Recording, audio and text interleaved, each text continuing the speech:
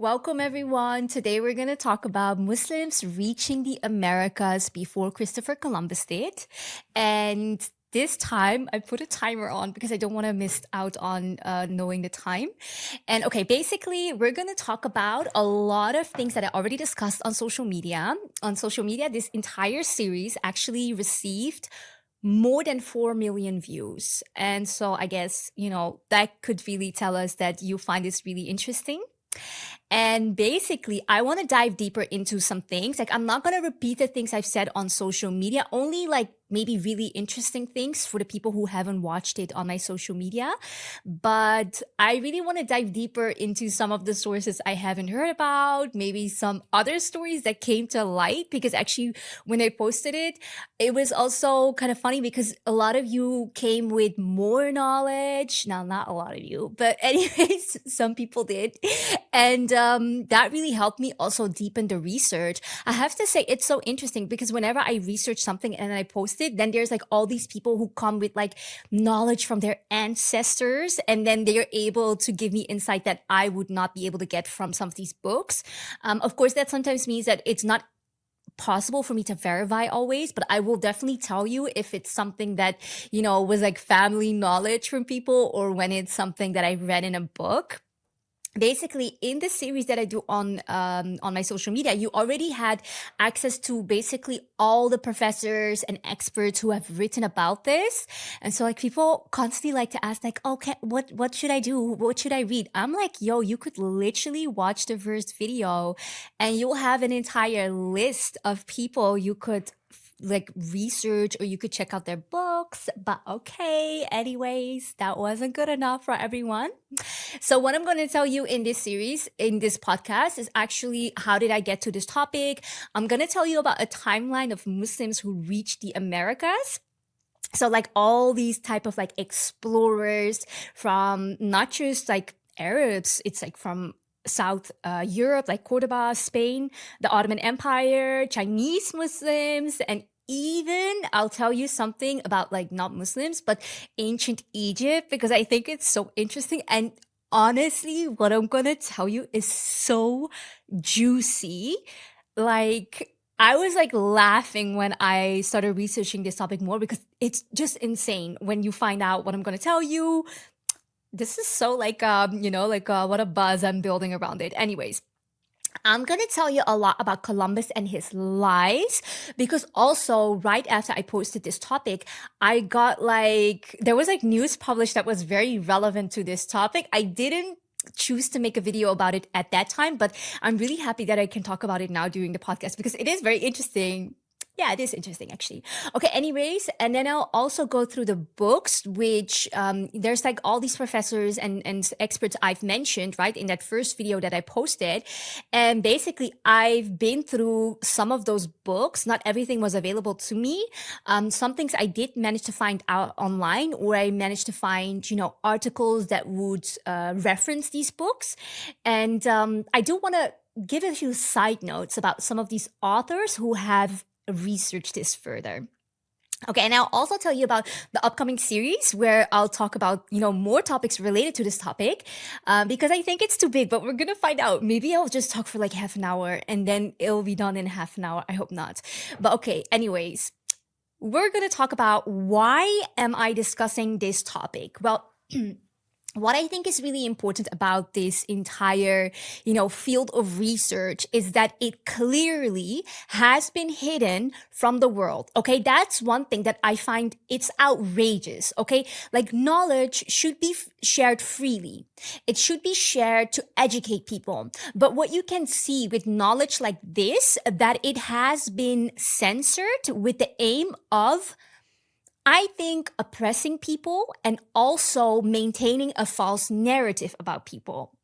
Well, we're starting off very heavy today. And so, I think the reason why it's been hidden, because we're talking specifically about why has this information about Muslims been hidden, Muslims reaching the Americas.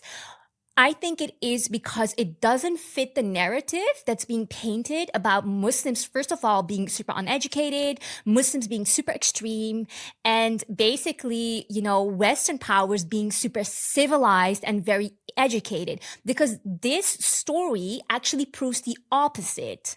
That's why I love talking about it. Okay.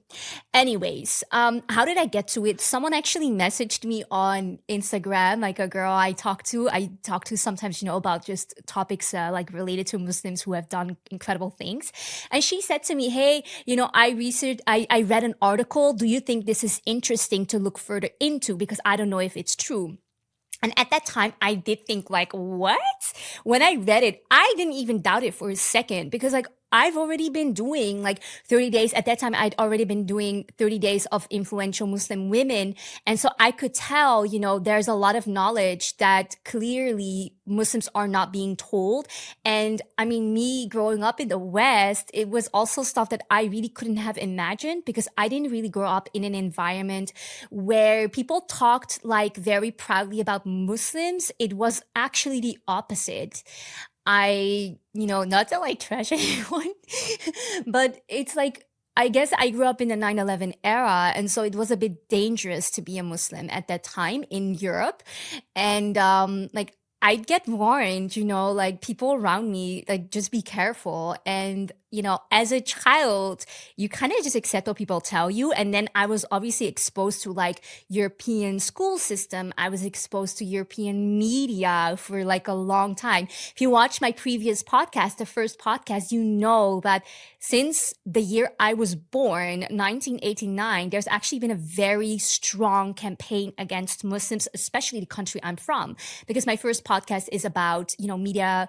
It's about Muslims in the Netherlands and specifically the Moroccans. Anyways, that's why I think this topic is really important. And this is why, for me, it is also kind of like a vindication to, at this point, to be not just learning about it myself, but to spreading the word with all of you, obviously, and to also make sure that other people don't grow up like this. Like, if you have kids, you absolutely have to like make bedtime stories about all of this, okay? Like, I always tell my friends, like, can you like tell your daughter or this about your son about, this topic or, something that we find out, or these explorers or innovators, because I just want them to like grow up like that. That's so cool.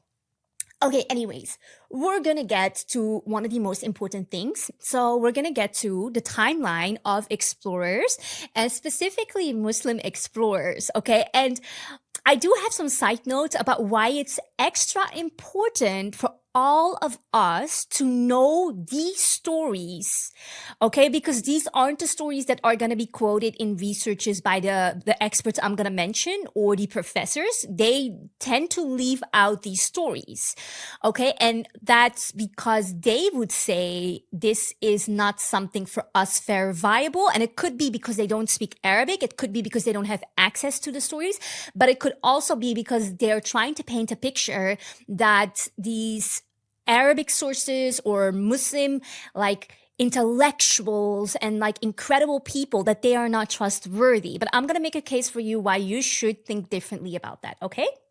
Anyways, we're going to start off with Al-Masudi, and he is a historian. And basically, he was a descendant of one of the companions of the Prophet, peace be upon him. And so I think that, first of all, was really cool.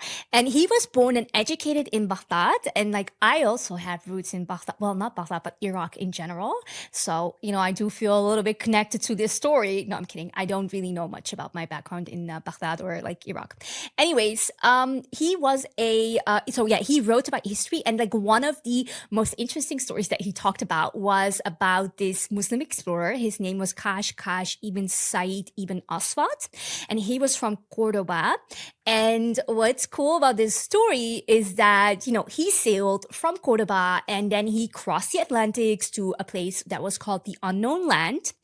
And that it was called also like I think it was called in his book something like the large area in the ocean of darkness, because it was unknown territory. And Kaskash ibn Said ibn Aswad, he actually came back with lots of treasures. And I think this is really cool to know because it shows that they were going there. They knew there were lots of treasures. And, yet all of these different groups of Muslims went there without genociding the entire population. So, first of all, I think that's really interesting. What's also very interesting is al-Masudi, he wrote about another very interesting story from Ibn Fadlan. I hope I say it right. But he was basically I think he was like a diplomat, like an ambassador. He was seen as a very, prominent person. And he had contact with the Vikings and the Vikings in Sweden specifically, I think. I'm going to do a video. I think I'm posting a video one of these days on my socials about this story because I think it's really interesting.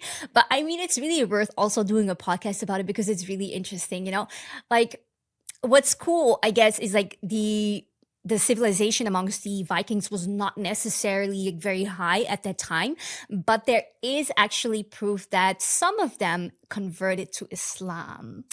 I think that's amazing. Okay, so that's al-Masudi, and that's also like al-Masudi, you have to connect it to Kashkash ibn Said ibn Aswad because those two names, they go together. Ibn Fadlan from the Vikings, it also goes together with al-Masudi. Okay, so this is how we're going to try to memorize it because you're going to have to try to memorize it. I didn't even memorize it, but okay, anyways, we're trying. The second one is there's a Muslim historian. His name was Abu Bakr Ibn Umar al-Qutiya. And I feel like people do talk about him a lot. I think I've heard the name before, but he basically talks about someone called Ibn Farouk, okay? And Ibn Farouk was also a Muslim navigator, and he sailed also into the he got to two islands which were called Capraria and Pluitana. I think I looked it up which ones those were now in the Caribbean. I think I forgot though. But he went back to Spain, and so this was in the year, let's say, 999. And so when Kishkash even Kashkash, is it Kashkash or no, it's Kashkash. Kashkash ibn Said ibn Aswad went there. It was, I think, 889. So I'm trying to do it in a chronological order. And then we have Ibn Farouk, and he went there in 999, so 1 century later. But we actually have also we have evidence that there were people there before. So it's not like these were the only people to go there, okay? Because even in the 7th century, Muslims were going there. But what I find interesting is that these are some of the Muslim explorers who are mentioned oftentimes in Arabic sources, while the ones in the 7th century actually are mentioned also in Western sources. So I think that's really cool. And it shows also that, like from the beginning of time, Muslims were going there. Okay. That's Ibn Farouk. Then we have Al-Idrisi, and he's like the world's most, he was a pioneer when it came to cartography. And you should know that if you ever look at a world map, immediately you should think about Al-Idrisi, okay? He was the first one to make a realistic world map. And it wasn't just a world map, like a world map that looked like really not realistic. It looked like what we know now. And I was just checking it this morning again. Until this day, we cannot get the size of Africa right in our world maps. Well, Al-Idrisi, he knew how to do it. But this is again one of those things, where I just mentioned information is distorted to oppress people. And so Al-Idrisi, he didn't do that. And that's something that I will point out in other sources as well. The Muslims were very, honest in the way that they also transmitted this information. And I will get to this a little bit more, the reason why. Well, the reason... Anyways, look, there's also... Okay, I have to talk about that later. I want to talk about everything very quickly, immediately, because I find it so interesting. Okay, but I have to pace myself. Okay, Al-Idrisi, we're going back to him first. Okay, so he actually made this world map it was an assignment that he did for King Roger Bacon. Bacon or Beacon? Bacon. And basically, he was the king of Sicily. And it was also proven that the maps by Al-Idrisi that Columbus use them. Who was it proven by? Well, I'll give you a Western source. Why not? So it was the former director of the Center of Archaeological Research in Middletown, New York. His name is Salvatore Michael Trento. I try to reach out to him. Like, I try to reach out to everybody, but like everybody ignores me. I just want you to know that. But like, I did try to reach out to him as well. Could be that he's not alive, but I do remember looking him up. It's just not easy to get in touch with people. Maybe they're also like, whatever, it's been proven. There's nothing more to say about it. But like to us, here watching this is very interesting. Okay, so that is the story of Al-Idrisi. He wrote this book. He did it for the King of Sicily, and he made the most realistic, real maps of the world. The first person to do it, it was Al-Idrisi. And it's so funny because this morning I was going back to the map, right? And I was comparing it to the maps in Europe that were made compared to Al-Idrisi. Like, the difference is like a child made a map versus an expert. It's incredible. I think you should Google it yourself and you'll see it. But like, it's not easy. But anyways, I do have the images, but what to do, huh? Follow me on social media and I'll post it, one of these days because it is very important to see. Okay. Then we have Abu Bakr II. And okay, honestly, I love this story. I want to do an entire podcast about him. That's why I don't want to talk too much about it. But I'll just mention it quickly. The West Mali Empire, not the West Mali, the Mali Empire from West Africa, everybody knows that was the wealthiest kingdom to have ever existed in the world, okay? And we need to know that. We need to know about them. We need to know about this story because these were people, obviously, with like a level of influence at that time that we cannot comprehend. They had values of going overseas, traveling, exploring, gifting people things, spreading knowledge, spreading their wealth. And the world doesn't talk enough about that. We need to talk about that. Okay. So anyways, I do need to do a whole podcast about it anyways, but I don't have so much time. Okay. Why do you need to trust these sources? Now we get to the point I really wanted to tell you about. Okay. I didn't know it was already here. I thought it was like way back, way later. Okay. Anyways, I'm going to tell you something really interesting. This is maybe one of not my favorite fact, but like up there. Okay. So basically, I was reaching the whole thing about Vikings converting to Islam. The story I just mentioned a little bit, Ibn Fatlan, which was written about by Al-Masudi. And what I found there is that the historians who researched Vikings they actually said you need to go back to the Arabic sources and not trust the European sources because the European sources are intentionally talking badly about Vikings. And it turned out, according to these experts, they said the Arabic and the Muslim people who talked about the Vikings, they didn't lie. They did try to be as objective as possible. And so that's number one. That's reason number one why these sources are important for us to consult. Look, I'm going to make one little disclaimer. I don't speak Arabic, so like I really don't have a choice, but most of you do. And so you should be going back to all of these sources. We should also really trust these sources because like people are even saying to you now, like people who are not Muslim, they're saying, okay, you need to trust these sources. But okay, we need to also trust these sources. And so basically what we see is that history, even this entire story, history is used as a tool of oppression, okay? They don't want to talk about Muslims reaching the Americas first because it would prove that Muslims were advanced 1,000 years, 1,000, maybe not 1,000, okay, 800 years, 700 years before Christopher Columbus went there. It would prove that. The second thing it would prove is that Muslims went there and they didn't murder everyone. And so that's how history is being used as a tool of oppression. I get so tired because I just get too excited over this. Okay, anyways, that's one thing. Then, okay, I just also want to talk about another thing that's really interesting. Look, if you look at the way that Muslims have been referencing information for 1,000 years, not 1,000 years, again, why do I say that? 800 years before, is it 800 years? Yeah, 800 years before in the West they started referencing things. That should tell you the level of refinement and civilization, and if you look at the Hadith system of sourcing and referencing things, if someone was seen as a non-trustworthy person because they were caught in a lie once, like their accounts of our religion were not taken seriously anymore. Like those people were being seen then as someone you cannot really, they have weak accounts of what they've heard or seen. And so in the West, they only started doing this in the year 1577. So 1577, which is 800 years after we started doing it, or at least 700 years. So like this whole idea of referencing things to find out if it's true or not, it is an Islamic principle. And so, but okay, obviously we need to be careful to see who is behind even the sources in the Muslim world.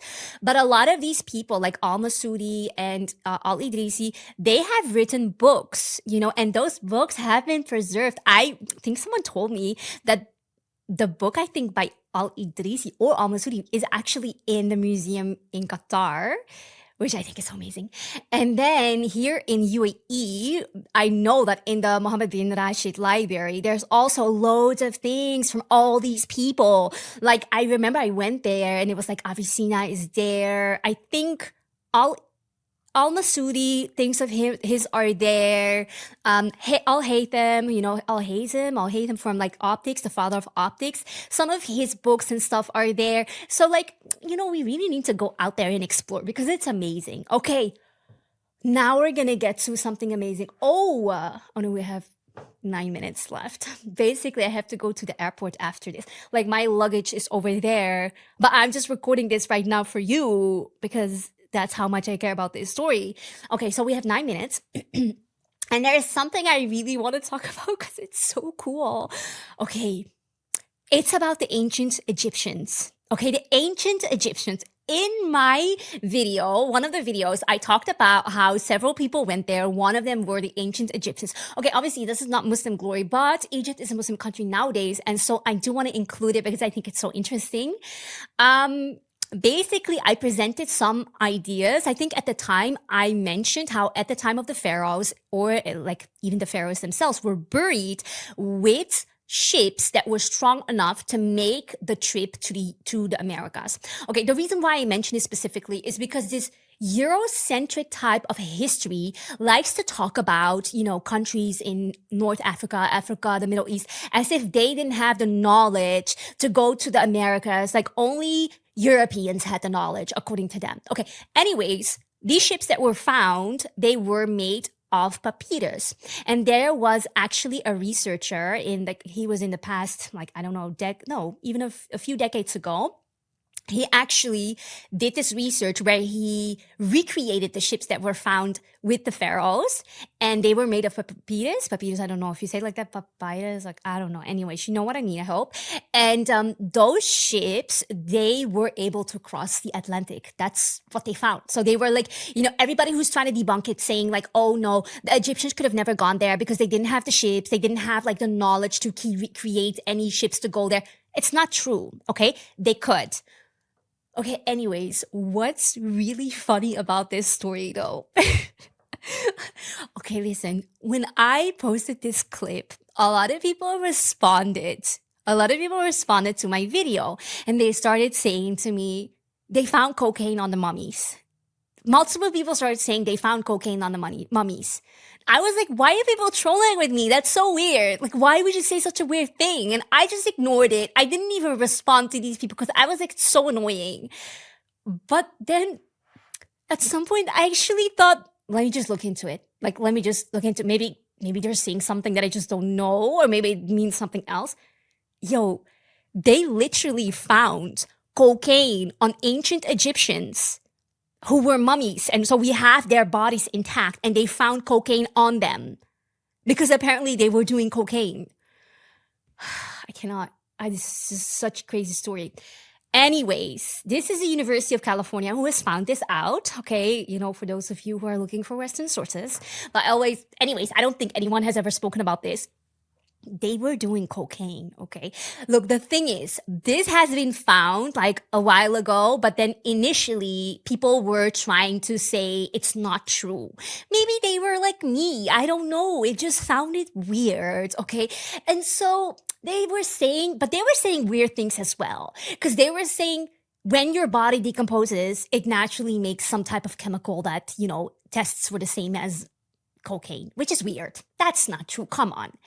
Then they started saying in the process of mummification, a chemical like cocaine starts to, appear. That's also weird because the cocaine is not a chemical kind of like thingy. It's a leaf from South America.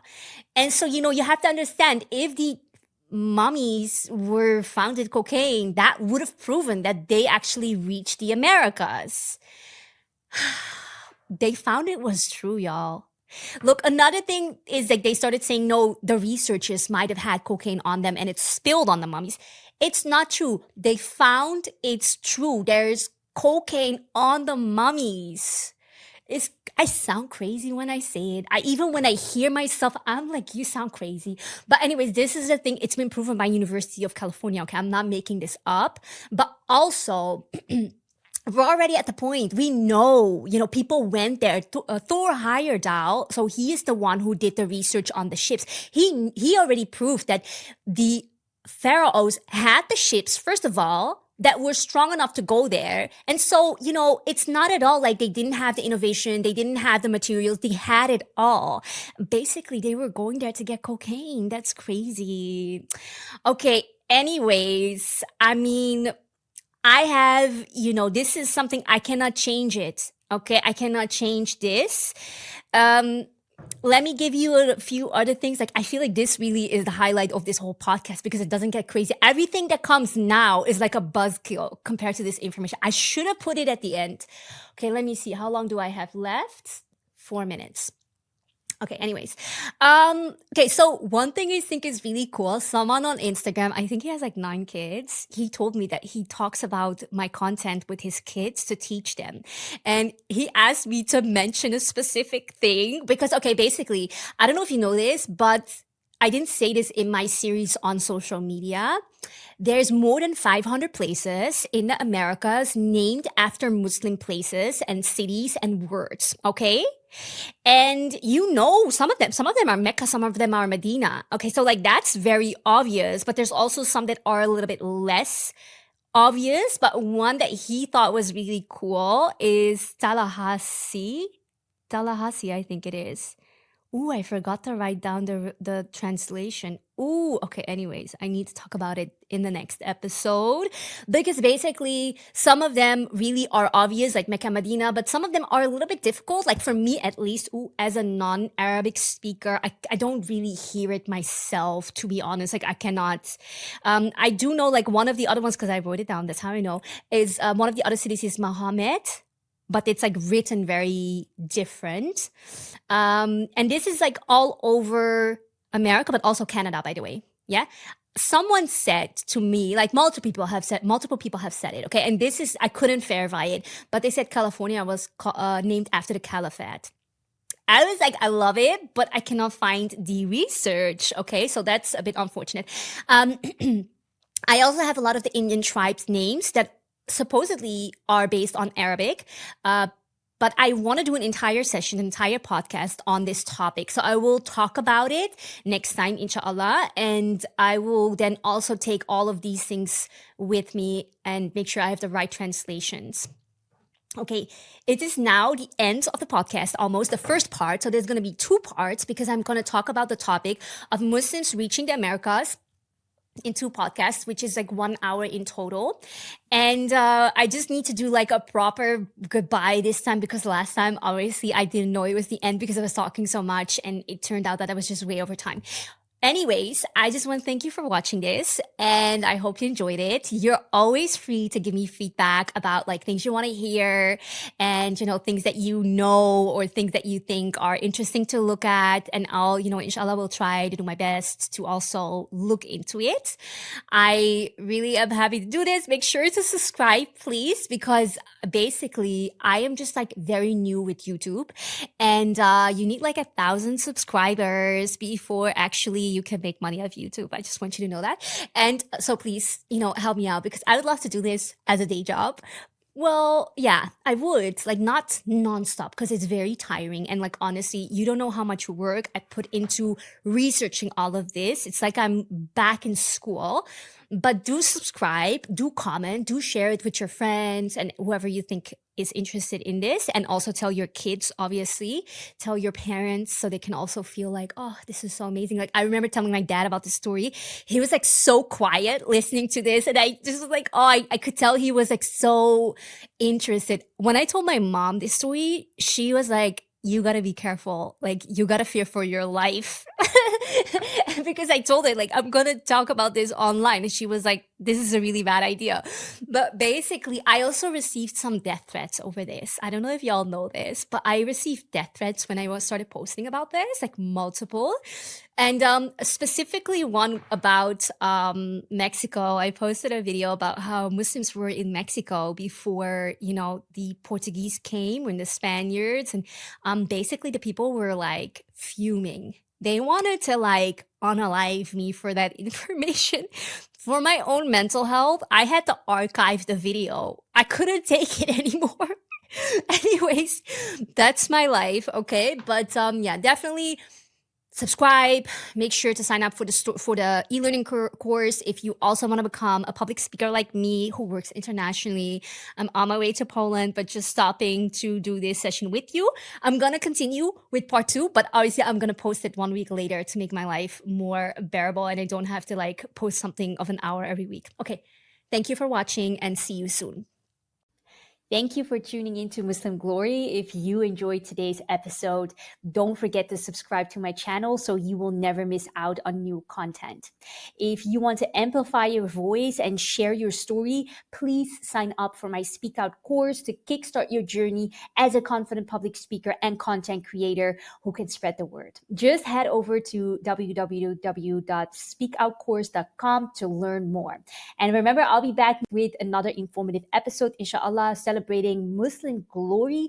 So please mark your calendar and join me again. Until then, stay inspired and keep striving for more excellence.